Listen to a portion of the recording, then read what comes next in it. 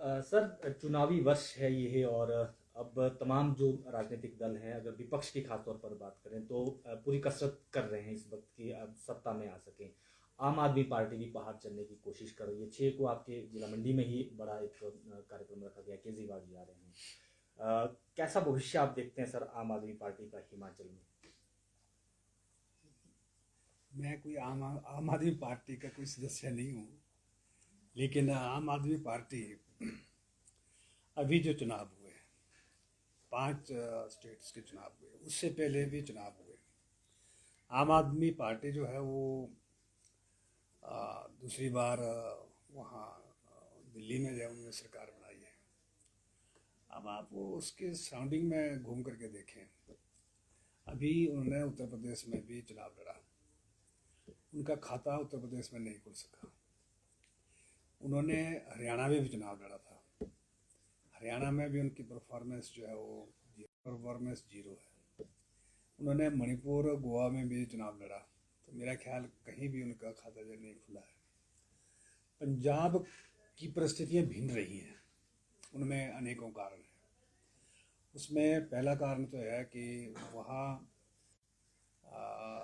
हम कांग्रेस बीजेपी को कोसती रही, अकाली दल भी कांग्रेस को या हमारे को बोलते रहे, और उन्होंने चुपके से बीच का रास्ता निकाला। और उससे उसके और भी कई कारण हैं, जैसे कि किसान आंदोलन है, उसमें और भी उन्होंने कई ऐसी बाह्य शक्तियाँ हैं जो इस देश से बाहर की हैं, उनसे भी उन्होंने मदद ली, जिसकी वजह से उन्होंने वहाँ पर मेजोरिटी हासिल कर ली।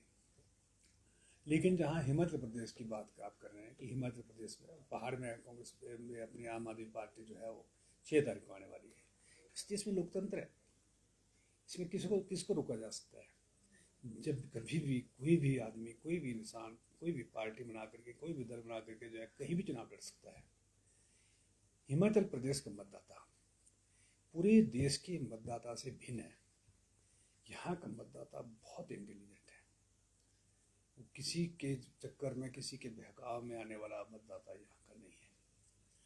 लेकिन इस बार, क्योंकि पहले भारतीय जनता पार्टी को कहते थे ढाइया लगा हुआ है, 1977, 1990, फिर 1998 में ढाइया ख़त्म हुआ, फिर 5 साल का पीरियड चला, तो 1998 से लेकर के में भी 5 साल लगे, 2007-8 से भी 12 तक 5 साल लगे।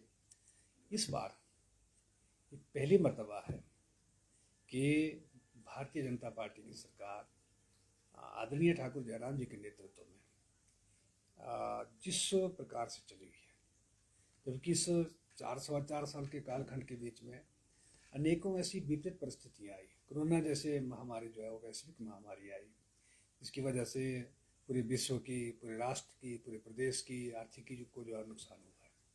लेकिन मैं आपसे पूछना चाहता हूँ, हिमाचल प्रदेश के अंदर विकास की गति को ठाकुर जयराम जी ने, श्रद्धेय मोदी जी ने रुकने नहीं दिया है।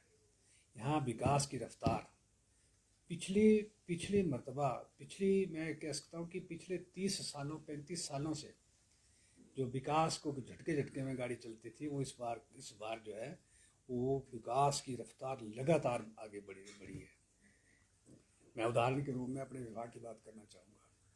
हमारा जल शक्ति विभाग है। जल शक्ति विभाग में आप देखेंगे, हमने जब से जल जीवन मिशन आया है, आदरणीय प्रधानमंत्री जी द्वारा पूरे ग्रामीण क्षेत्र के लोगों को, पूरे राष्ट्र में इसको समर्पित किया। 15 अगस्त 2019 को दिया, सो लाल किले से अनाउंस किया, और 25 दिसंबर 2019 को धरातल पे उतरा। हिमाचल प्रदेश पूरे देश के अंदर 2019-20 में 3 महीने के कालखंड में हम सबसे पहले नंबर 1 पर आए। 57 करोड़ रुपए हमने इंसेंटिव लिया। 19 और 20-21 में हम पूरे देश में प्रथम स्थान पे आए, 222 करोड़ हमने इंसेंटिव लिया। 21-22 जो वित्तीय वर्ष अभी 31 मार्च को समाप्त हुआ, इसमें हम 750 करोड़ इंसेंटिव लेकर के आए। पूरे भारतवर्ष में सबसे ज़्यादा इनाम राशि इंसेंटिव अगर मिला है तो हिमाचल प्रदेश को मिला है। हम प्रधानमंत्री जी का धन्यवाद करना चाहते हैं। हम जल शक्ति मंत्री भारत सरकार शेखावत जी का धन्यवाद करना चाहते हैं। मैं अपने मुख्यमंत्री ठाकुर जयराम जी को ढेर सारी शुभकामनाएं देना चाहता हूँ, बधाई देना चाहता हूँ। उनके अथक प्रयासों से सब कुछ हुआ है। अपने विभाग के इंजीनियर्स को भी, कॉन्ट्रैक्टर्स को भी, सभी को बधाई देता हूँ। कहीं आपको लगे कहीं पाइपों की कमी है? जो नलके 72 साल में लगे, 72 साल में नलके लगे 7,63,000 और 2 साल 3 महीने में नलके लगे 8,43,000। अब आप 2 साल 3 महीने की तुलना 72 वर्षों के साथ करिए, तो कहीं लगा आपको कि कहीं हमारी सरकार जो है वो विकास के मामले में कहीं पीछे है? इसके अलावा हमने अनेकों और बड़े बड़े प्रोजेक्ट लाए हैं। एनडीपी का प्रोजेक्ट हमारा 800 करोड़ का आ चुका है, धरातल पे उतरा है, काम चला हुआ आजकल। एडीपी का प्रोजेक्ट हमारा धरातल पे उतर चुका है, वो 1000 करोड़ का प्रोजेक्ट है। एएफडी का प्रोजेक्ट, सीवेज का प्रोजेक्ट, वो हमारा 800 करोड़ का प्रोजेक्ट है, उसकी टेंडरिंग शुरू हो गई है। शिवा प्रोजेक्ट हमारा जो 1688 करोड़ का है, वो धरातल पे उतर चुका है। और एक एसडीआरएफ का प्रोजेक्ट जो हमारा, वो भी 800 करोड़ का, रेवेन्यू डिपार्टमेंट का, वो भी अब धरातल पे उतरने वाला है। कौन कहता है कि इस 4 साल के कार्यकाल के बीच में, मैं तो कहता हूँ कि गोल्डन पीरियड है हिमाचल प्रदेश का।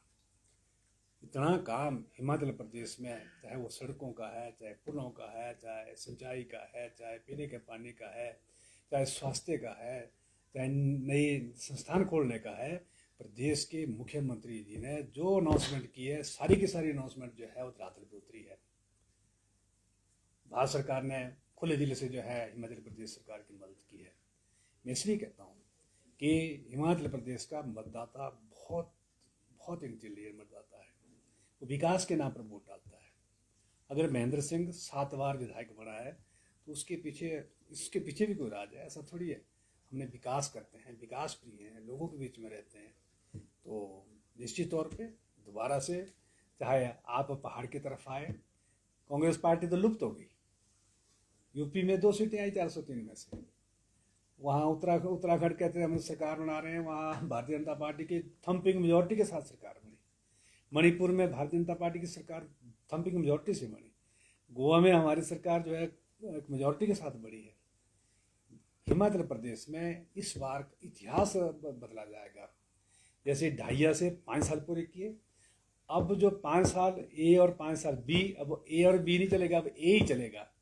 जो इस बार भारतीय जनता पार्टी की सरकार है, ठाकुर जयराम जी के नेतृत्व में हिमाचल प्रदेश से चुनाव होंगे और उसमें दोबारा से भारतीय जनता पार्टी की सरकार बनेगी। ठाकुर जयराम जी से दोबारा से प्रदेश के मुख्यमंत्री के रूप में दोबारा से शपथ ग्रहण करेंगे। सर, आउटसोर्स कर्मचारी राहत आ रहे हैं, पॉलिसी की जो है वो सीएम जॉनसन ने घोषणा की थी, उसके बाद सब कमेटी बनी, सर उसके आप अध्यक्ष हैं। अभी की बात करें सर, वर्तमान समय की कितना काम हो चुका है और कब तक पॉलिसी वर्कआउट हो जाएगी सर? ये काम कोई छोटा काम नहीं है। 1998 से आउटसोर्स में बच्चों को रखना शुरू किया था, जो 1998 में रखे और 2022 हो गया, 24-25 साल जिनको हो गए। अगर वो 25 साल के उस वक्त थे तो अब वो 50 साल के हो गए। बहुत बड़ा धोखा उन बच्चों के साथ हुआ है। इस तरफ किसी ने ध्यान नहीं दिया। मैं धन्यवाद करना चाहता हूँ प्रदेश के मुख्यमंत्री जी का। उन्होंने बच्चों की इस हालत को देखते हुए उन्होंने कहा कि हम कैबिनेट सब कमेटी का गठन करेंगे, और भाग्यवश मुझे उसका उन्होंने दायित्व सौंपा। हमने अभी पीछे मीटिंग की है उनके साथ, बच्चों के साथ। हमने उनसे मांगा है कि आप बोलिए, आप किस प्रकार से आप विभागों में आना चाहते हैं। उनके सुझाव आए हुए हैं, उस पर अब हम ऑफिशियल मीटिंग करेंगे। ऑफिसर्स की मीटिंग जो है, उस ऑफिसर्स की मीटिंग के बाद फिर हम कैबिनेट सब कमेटी की रिकमेंडेशन जो है वो मंत्रिपरिषद में जाएगी। मंत्रिपरिषद का फैसला जो है वो सबको मान्य होगा।